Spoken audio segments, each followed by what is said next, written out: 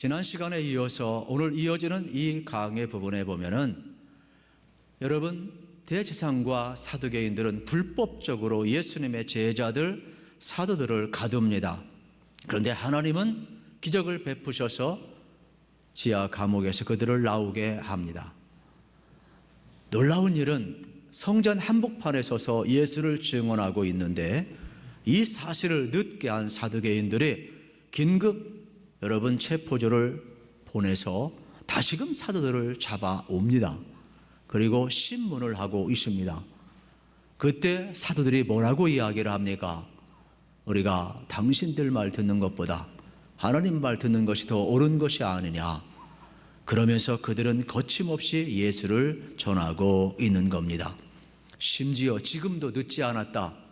당신들 예수를 십자가에 못 박았지만 하나님을 살리셨는데 이 일에 우리가 증인이고 성령도 증인이시다. 그러므로 지금 늦지 않았다. 그러면서 회개를 촉구를 합니다. 이때 사두개인들은 당황을 합니다. 소위 세상말로 이야기하면 세 번째, 여러분, 사두개인들은 사도들 앞에 민망함을 당하게 되는 것입니다. 이때 사두개인들은 사도를 향하여서 분노합니다. 그러면서 본문 33절은 이렇게 시작을 하고 있는 겁니다. 그들이 듣고 크게 분노하여 사도들을 없이 하고자 할세. 도대체 왜 사두개인들은 예수님을 전하고 있는 사도들을 볼 때마다 분노할까요? 첫째는요, 사두개인들은 부활을 믿지 않습니다. 그런데 제자들은 예수님이 부활했다고 전합니다. 정면 도전이죠. 두 번째로 여러분, 사두개인들은 성전 관리권을 가지고 있습니다. 제사장과 함께. 그런데 허락도 없이 제자들이 성전 한복판에 들어와서 예수를 전하고 천국 복음을 전하고 부활을 증언하며 치유와 회복을 일으키는 역사를 보며 매우 불쾌하게 여긴 것입니다. 세 번째는 사두개인들을 향하여 당신들이 예수를 십자가에 못 박았다라고 정면 공격을 한 겁니다. 네 번째로 사두개인들은 그 당시 종교의 권력을 가지고 유대를 통치할 수 있는 사내들인 공의원에, 여러분, 오늘날의 입법기관에 해당되는 사람이 많이 있는데 대부분 바리새인과 서기관들, 여러분, 이 사두개파 사람들과 함께 구성되어 있는 게 사내들인 공의가 되겠습니다. 행정명령을 내렸거든요. 더 이상 예수 전하지 말라. 그런데 거침없이 예수를 전하고 있다는 사실이에요. 이때 사두개인들은 분노하고 있다는 사실입니다. 이만큼 여러분, 오늘 본문 속에 나와 있는 이 사두개인들의 모습을 보면 존경받지 못하는 사람의 특징이 나와 있어요. 그것은 뭐냐? 전통과 교리에 매여 있지만 예수의 생명은 없는 자들입니다. 자신들의 기득권을 붙잡고 놓지 않으려는 자들입니다. 자신들의 잘못에 대해서 절대로 인정하거나 받아들이지 않는 자들입니다. 이것이 예나 지금이나 존경받지 못하는 자의 모습임을 우리는 알아야 하는 것입니다. 결정적으로 자기 감정을 조절하지 못합니다. 그래서 자기 마음에 안 든다고 사도들을 해하려고 합니다. 예나 지금이나 이것은 엄청난 죄에 해당이 되는 것입니다. 분노는 누구에게나 다 있습니다. 지렁이도 밟으면 꿈틀거린다고 착한 사람도 순댕이도 분노가 쌓이면 다 폭발을 하는 겁니다. 그래서 분노를 조절을 해야 합니다. 여러분, 자기 감정을 조절하지 못하면 인격이 바닥나면 그 순간부터 존경은 없습니다. 그렇기 때문에 우리는 감정을 조절할 줄 알아야 되는 것입니다. 현대인들은 여러분, 분노 조절 못하고 있어요. 장애가 발생을 했어요. 그래서 우리 사이에 병리 현상이 나타나 있는데 얼마나 사람들이 여러분 인내하지 못하는지, 서로 얼굴 한번 쳐다보는데 짜려봤다고 가서 죽여버려요. 기분 나쁘다는 거예요. 묻지마 폭행을 해요. 지금 마스크까지 딱 쓰고 있으니까 여러분이 웃는지 아는 제가 몰라요. 참 어려운 시대 살아가요. 이게요, 분노 조절 장애가 왔어요. 예수님도 경고해요. 마태복음 5장 22절에서 이렇게 예수님 경고합니다. 나는 너희에게 이르노니 형제에게 노하는 자마다 심판을 받게 되고 형제를 대하여 라가라 하는 자는 공의에 잡혀가게 되고 미련한 놈이라 하는 자는 지옥불에 들어가게 되리라. 형제를 미워하는 것, 미움으로 끝나지 않는다는 것, 시기로 끝나지 않는다는 거예요. 그게 분노가 되고 살인, 미움까지 간다는 거예요. 그래서 이거는 하나님 앞에 심판받을 것이라고 명확하게 우리 주님 경고하고 있어요. 그래서 사도 바울은 에베소서에서 이렇게 이야기를 하고 있어요. 분을 내어도 죄를 짓지 말며 해가 지도록 분을 품지 말고 마귀에게 틈을 주지 말라. 사람이 분 안 내면 참 좋지만 화낼 수 있잖아요. 속상하잖아요. 그날로 끝나라는 거예요. 12시에 땡 하고 끝나야지 속상해가지고 뒤척이고 위경련 일으키고 잠을 못 자고 그 분을 품으면 그 쓰레기, 그 독을 누가 먹어야 돼? 가장 가까이 있는 사람이 당하게 돼. 그래서 내 마음속에 있는 분노는 그날 다 처리해야 되는 거예요. 어떻게 처리하느냐? 간단해요. 나도 부족하고 너도 부족하니까 내가 옳다고 주장하면 맨날 싸울 수밖에 없어요. 집에서 부부가 싸워서 토라지지 마시고 이렇게 하세요. 따라서 합시다. 나도 부족하고 당신도 부족하니 예수님 앞에 갑시다. 예수님 앞에 가면 정답이 있대요. 싸우는 이유는 내가 옳다고 하니까 싸우는 거예요. 안 싸우는 거는 나도 부족하고 너도 부족하니까 온전하신 주님 앞에 가자 그러면 안 싸우는 거예요. 오늘 우리의 삶의 자리에 이 지혜가 필요하다는 사실이에요. 이 시간도 마찬가지예요. 누군가 여러분의 마음속에 미움의 감정이 있다면 이 시간 십자가 밑에 내려놓고 주님의 사랑을 구해야 돼요. 아직도 우리 마음속에 여러분 미움, 시기, 질투, 분노가 있다면 나는 지옥이에요. 지옥. 이거 빨리 십자가 밑에서 처리하시고 주님의 사랑을 구하셔서 여러분 마음속에 여러분 주님 주신 평강이 넘치기를 우리 주님의 이름으로 축복합니다. 이러한 긴박한 상황 속에서 중재자가 등장하는데 그 사람이 누구냐? 가말리엘이에요. 34절에 보니까 바리새인 가말리엘은 율법 교사로 모든 백성에게 존경을 받는 자라 그랬어요. 여러분 사도 바울이 가말리엘 문해생인 것 알지요? 최고의 율법 교사예요. 말씀을 가르치는 최고의 고뇌예요. 오늘날 이야기하면 아마 한 신학교 총장 정도 되지 않았을까? 권위가 있어요. 근데 이 사람이 나타나서 이야기를 하고 있는 거예요. 그러면서 거기 분노에 찬 사람들을 향하여서 공의원 여러분 이렇게 말하지 아니하고 이렇게 이야기합니다. 이스라엘 사람들아, 이스라엘 사람들아, 너희가 이 사람들에 대해 어떻게 하려는지 조심하라. 여러분 지금 가말리엘 입장에서는 공의원 여러분 이렇게 말해야 맞아요. 그런데 워낙 분노하고 있으니까 뭐라고 이야기하나? 이스라엘 사람들아, 우리 조심하자. 왜 분노하냐? 지금 사도들이 예수를 전하고 있는데 이 일이 하나님으로부터 왔는지 사람으로부터 왔는지 우리가 신중해야 한다. 무조건 우리하고 반대된다고 상대를 공격해버리면 큰 실수를 범하는 것이다.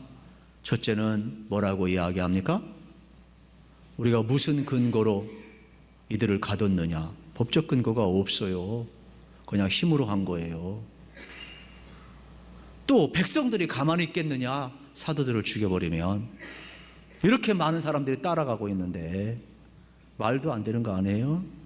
심지어 우리가 그렇게 이야기하면 지금은 힘 있는 것 같지만은 사도들을 핍박하고 그들 우리 마음대로 없애버리면 우리가 불법을 행한 자가 되어서 공신력이 떨어진다. 그러면 우리 생명도 끝나는 거다. 그러므로 가말리엘은 조심하게 이 일을 처리해야 된다 이야기예요. 그러면서 이렇게 대화를 풀어가요. 얼마 전에 일어났던 드다 이야기 알지 않느냐? 드다는 자기가 하나님이 보낸 선자라고 이야기했다. 그리고 심지어 요단강물을 가른다라고 뻥을 쳤다. 그런데 사람들이 그걸 믿고 현혹되어서 선지자인 줄 알고 400명이나 따라갔다. 그런데 드다가 죽은 후에 어떻게 되냐? 전부 흩어졌지 않느냐? 또 얼마 전에 유다가 있었지 않느냐? 유다는 우리 민족의 그 억눌린 감정을 이용해서 로마에 대항을 하면서 세금을 내지 말자 운동을 펼쳤을 때 정말로 영용 대접을 받았다. 그러나 유다도 죽었을 때 그를 추종하던 사람이 한 사람이도 있느냐? 아무도 없지, 다 살았지 않느냐? 그렇다면 이 일이 하나님으로부터 왔다면 사라지지 않을 것이지만 이게 사람의 소행이라면 드다처럼 유다처럼 사라질 것이다. 이러한 말을 가말리엘이 지금 하고 있는 장면을 보게 되는 것입니다. 가말리엘이 중재를 서면서 이렇게 이야기합니다. 우리 신중해야 한다. 하나님께서 하시는 일을 우리 막을 수 없다. 하나님이 막으면 닫을 자 없고 하나님이 열면 닫을 자 없지 않느냐? 하나님이 하시면 불가능이 없지 않느냐? 이 일이 사람의 소행이라면 자동적으로 드다처럼 유다처럼 없어질 것이다. 그러나 하나님이 하시는 일이라면 우리가 사도를 막는다면 하나님을 막는 것이요 하나님을 대적하는 것이다. 이 진노와 이 심판을 우리가 어찌 감당할 수 있느냐? 이렇게 설득하고 있는 내용을 보게 되는 겁니다. 철저하게 여러분, 사두개인들은 자기들의 입장에서 예수님의 제자들을 바라보았어요. 그리고 자기 기득권의 입장에서 바라보았어요. 그런데 가말리엘은 이 일이 하나님의 일인가? 이게 사람에게서 난 것인가? 하나님의 관점에서 바라보고 거기에 모인 모든 사람들에게 생각을 바꾸어줘요. 공회원 여러분 하자. 이스라엘 사람들아.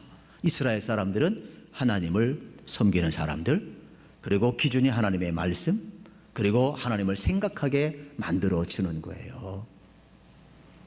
여러분, 오늘 우리도 마찬가지예요. 우리가 이 땅을 살아가면서 그리스도인이라는 것을 잊지 않기를 축복합니다. 내가 그리스도인 정체성 하나만 가져도요, 여기까지 분노가 오르다가 헤헤헤 이렇게 내려가요. 사르르 내려가요. 그런데 오늘 본문 속에 보면은 이 사두개인들은 세상적인 관점으로 여러분 바라보고 있는 거예요.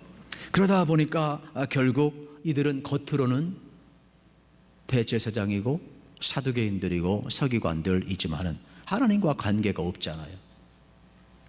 말로는 하나님이 모든 걸 주관한다고 하지만 자기들이 주관해야 되는 거예요.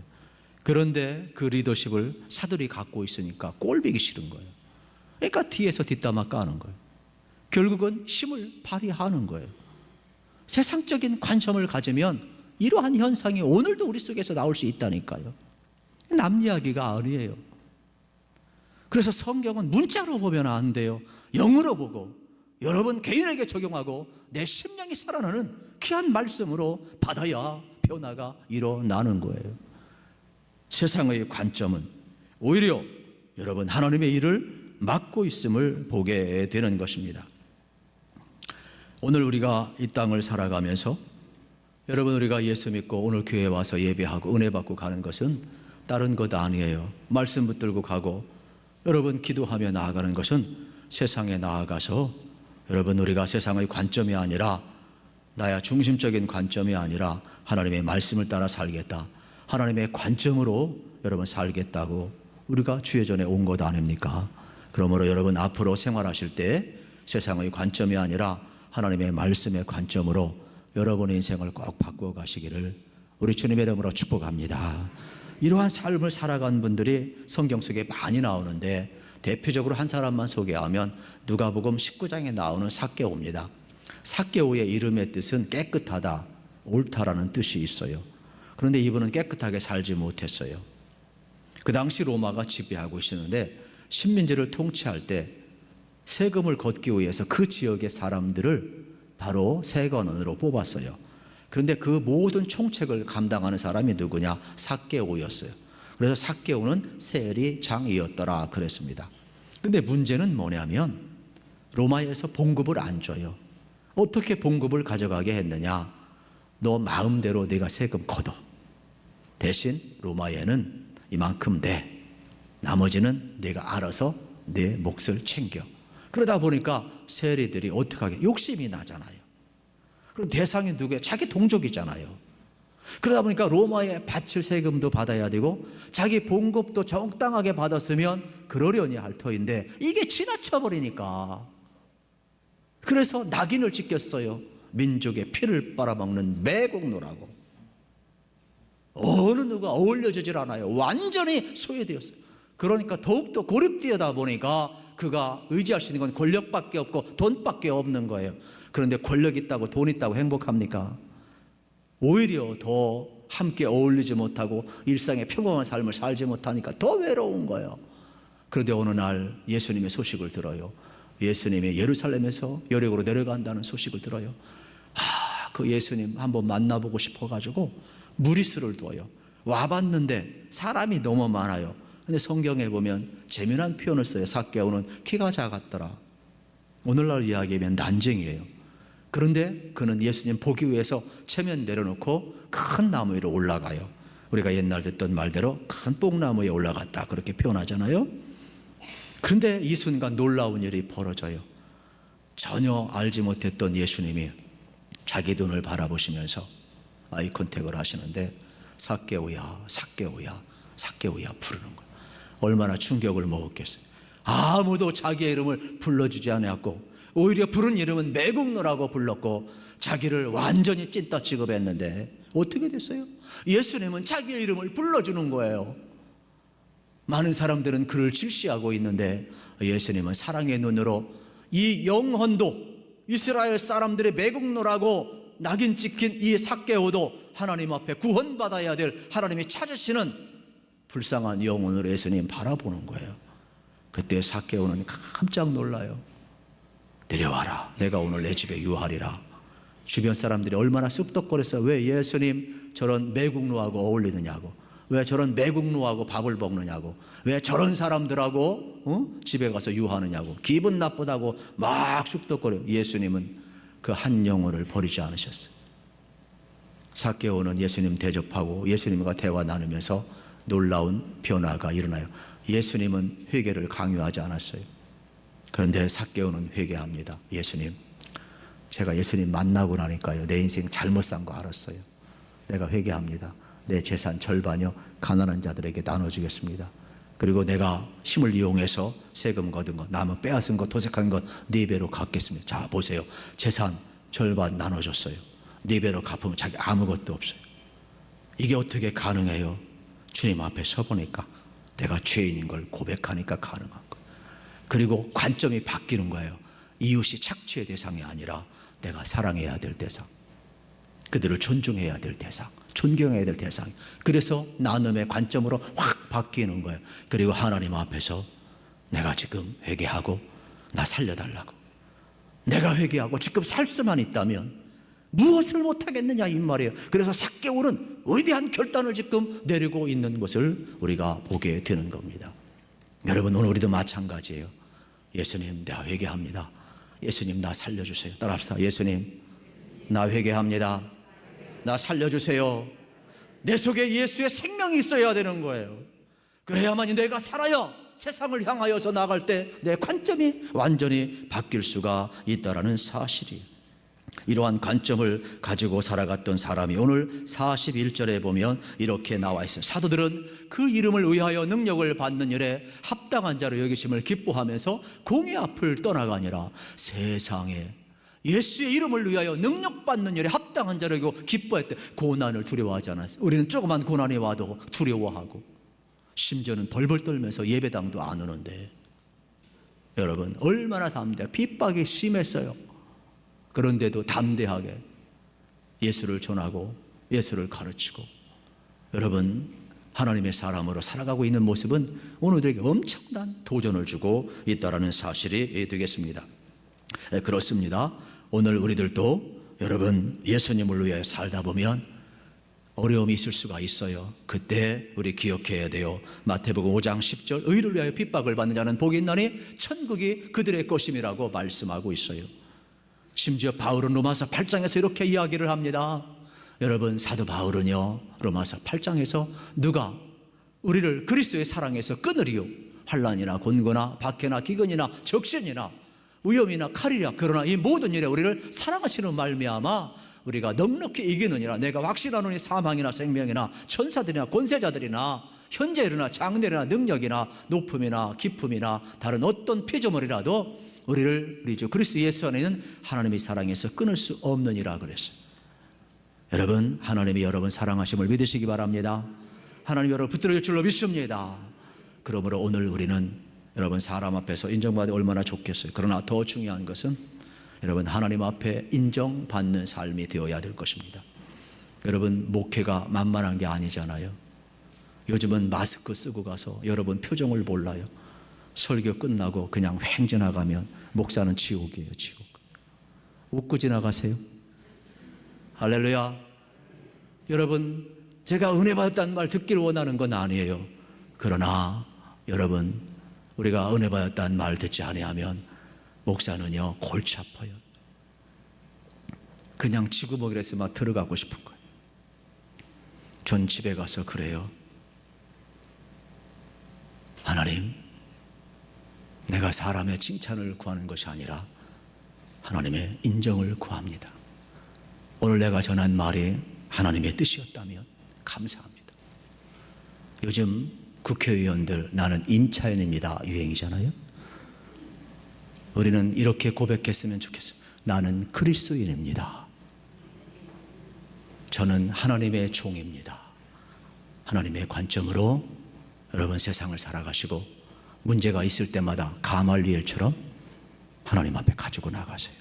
그래서 하나님의 관점으로 인생의 문제를 풀으셔서 여러분들이 존귀한 삶을 살아가시고 사랑 앞에서나 하나님 앞에서 인정받고 존경받는 삶 꼭 살아가시기를 우리 주님의 이름으로 축복합니다.